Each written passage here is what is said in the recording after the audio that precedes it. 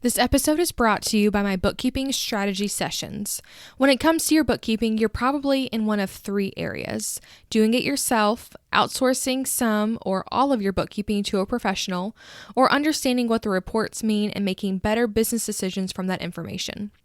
Each of these stages comes with different struggles and questions, and I can help with all three stages. Bring your questions and I'll bring some solutions. To book one of these sessions, email me at lydia@dacbalance.com. Now on with the show.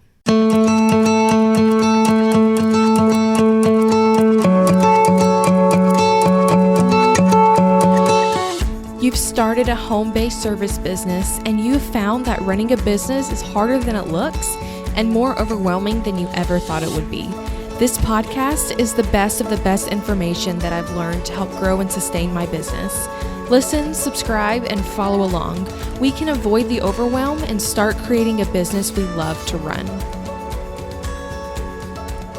Welcome back to the podcast. In episode 49, I talked through the PQO, Prolific Quality Output, that I learned about from Brendon Burchard's book, High Performance Habits. And episode is going to be the second part of my book review on high performing habits. Like I said in the previous episode, this book is one that I'm going to have to read at least 10 times before I really grasp all the habits that are able to put in place for high performing. And I wanted to talk about another habit and tidbit that I learned about in this podcast episode today. So high performance habit number 6 is to demonstrate courage.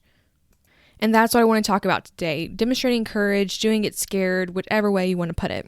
So when I look back, I can think of a few times that I was scared but did it anyway.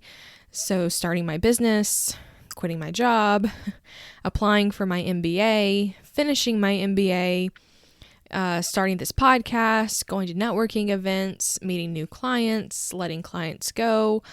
All of those things took a lot of courage for me personally to do.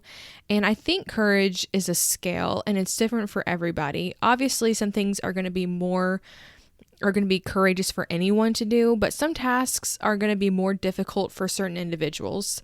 I would even say that just posting on Facebook for the first time about my business was courageous for me on my personal page, because I don't really post a lot on my personal page anyway, and I was terrified of what people would say and think of me, but I decided to do it scared, and it wasn't so bad once it was done. Going live on Facebook and Instagram for the first time was terrifying, but I did it anyway. On page 255, Brendon Burchard talks about demonstrating courage to be a high performer. And there is a high correlation between high performers and those who demonstrate courage every day. You really can't grow or move beyond yourself if you're always doing the same thing, if you're never taking a risk and you're never trying anything new. I really like what he says on page 259. It says, demonstrating courage doesn't mean you have to save the world or do something grandiose. Sometimes it means taking a first step towards real change in an unpredictable world. And he also says, high performers report taking action despite fear much more than others do. So courage is a skill. You can learn to be courageous by being courageous. I like what Christy Wright says in Business Boutique, to do it scared. If you're scared, just do it anyway. So my question for you is this in this episode: what do you need to be courageous about, especially in your business? And there's a few questions to prompt this. Do you need to focus on sales and that terrifies you? Do you need to be making Instagram stories for your audience, but you're afraid of having your face on camera? Do you need to look at your numbers, but it's been so long that you're afraid of what you'll see? Do you need to fire a client who's not ideal for your business? Do you need to ask for help? Do you need to find a new challenge because you're bored? Do you need to work harder? Do you need to invest in a program that will challenge you? Do you need to find a mentor? Do you need to go to networking events to bring in more clients? Some of those things might not seem like a big deal for you, and others might seem terrifying. Like I said, courage is a scale and it's different for everybody.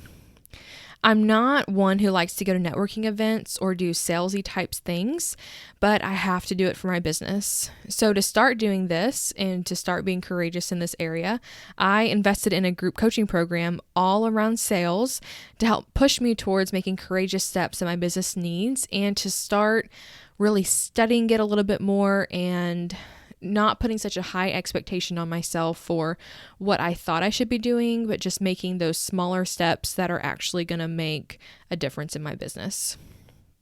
I see some business owners never be courageous or never grow or never step outside of their comfort zone, and eventually their business either never grows or it dwindles away.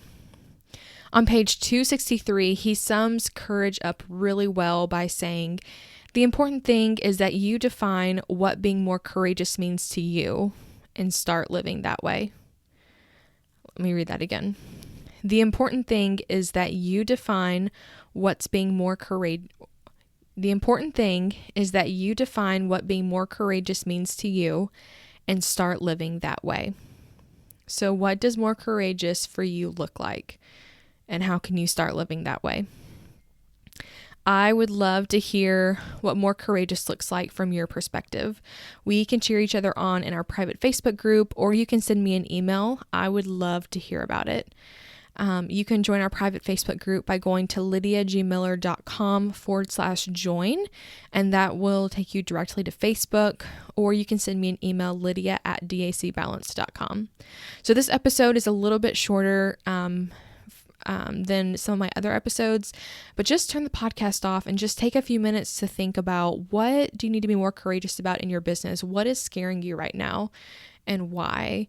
And just start facing it. Just start trying to be more courageous in that area of your business so that you can start seeing growth. So until next time, go make it happen.